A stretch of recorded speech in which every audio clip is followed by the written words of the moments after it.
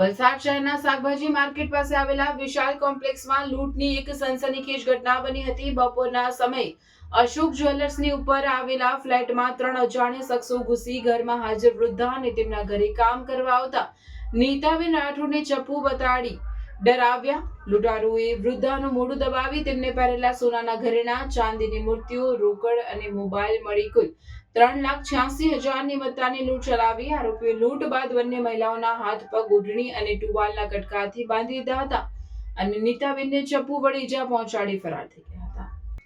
આ ગંભીર ગુનાની જાણ થતાં જ વલસાડ સિટી પોલીસ મથકે ભારતીય ન્યાય સંહિતાની વિવિધ કલમો હેઠળ ગુનો દાખલ કરવામાં આવ્યો. સુરત વિભાગના પોલીસ મહાનિરીક્ષક પ્રેમવીર સિંહ અને વલસાડ જિલ્લા પોલીસ અધિક્ષક યુવરાજસિંહ જાડેજાની સૂચના મુજબ એલસીબી પીઆઈ એયુ રોઝના માર્ગદર્શન હેઠળ અલગ અલગ ટીમો બનાવવામાં આવી હતી.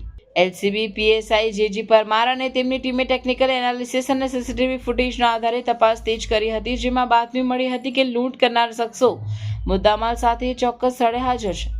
પોલીસની ટીમે બાતમીવાળી જગ્યાએ દરોડો પાડી મુખ્ય સૂત્રધાર વિશાલ ઉર્ફે ડીજે જયપાલ કાંબલે, રહેવાસી વલસાડ, મૂળ સોલાપુર, સાઈ આનંદ ચૌહાણ, આકાશ ઉર્ફે અક્ષય, સંજય જાદવ અને રંજીત ઉર્ફે તાત્યા સુખદેવ માને ને ઝડપી પાડ્યા હતા. ઝડપાયેલા આરોપીઓ પાસેથી પોલીસે 3,21,146 રોકડ, 4 મોબાઈલ ફોન, બ્રિટિશ પાઉન્ડના સિક્કા, ચાંદીનો સિક્કો, બગસરાના દાગીના અને ગુનામાં વપરાયેલું ચપ્પુ મળી કુલ 3,61,250નો મુદ્દામાલ કબજે કર્યો હતો. આરોપીઓની પૂછપરછમાં ચોંકાવનારી વિગતો સામે આવે છે. મુખ્ય આરોપી વિશાલ કલર કામનું કામ કરતો હોવાથી 1 વર્ષ પહેલા તે આ કોમ્પ્લેક્સમાં કામ કરતો હોવાથી તેને ખબર પડી હતી કે ફ્લેટ નંબર 102માં માત્ર એક વૃદ્ધા એકલા જ રહેશે.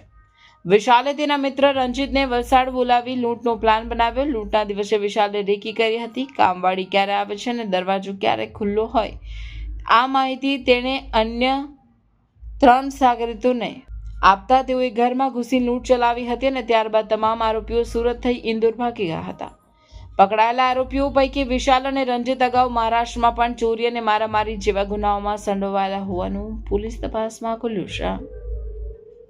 साल के इस महीने में हर दूसरी रील में आपको मिल जाते हैं अनप्रोपोर्शनेट प्रोमिसेस और अनगिनत सलाहें जो शायद आपको और भी कंफ्यूज करती हैं, पर इस सब में जो एक मेन चीज मिसिंग है वो है कॉम्पिटेंसी बेस्ड लर्निंग.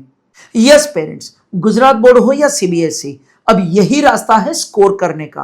पर क्या आपके बच्चों के टीचर्स इस चैलेंज के लिए तैयार हैं? लर्निंग सेंटर में हम तैयार हैं. 9th 10th हो या 11th 12th, गुजरात बोर्ड हो या सीबीएसई, हमारे नए करिकुलम का एकमात्र फोकस है कॉम्पिटेंसी बिल्डिंग. हम कंटिन्यूअसली स्टूडेंट की कॉम्पिटेंसी लेवल को मेजर करते हैं और उसको इंप्रूव करने के लिए गाइड करते हैं, जिसका सीधा पॉजिटिव असर उनके स्कोर के ऊपर होता है. इसके अलावा हम स्टूडेंट को देते हैं टाइम मॉनिटरिंग शीट, जहां पे स्टूडेंट घर पे कितना घंटा पढ़ाई करते हैं उसका भी हम ट्रैकिंग करते हैं. लर्निंग सेंटर की 360 डिग्री सपोर्ट वाली ये एजुकेशन सिस्टम में और भी बहुत सारे इनिशिएटिव्स हैं. तो आज ही आपके बच्चों को ये लर्निंग सेंटर की एजुकेशन सिस्टम गिफ्ट कीजिए. तो आज ही कांटेक्ट कीजिए या तो हमारे कोई भी सेंटर की विजिट कीजिए.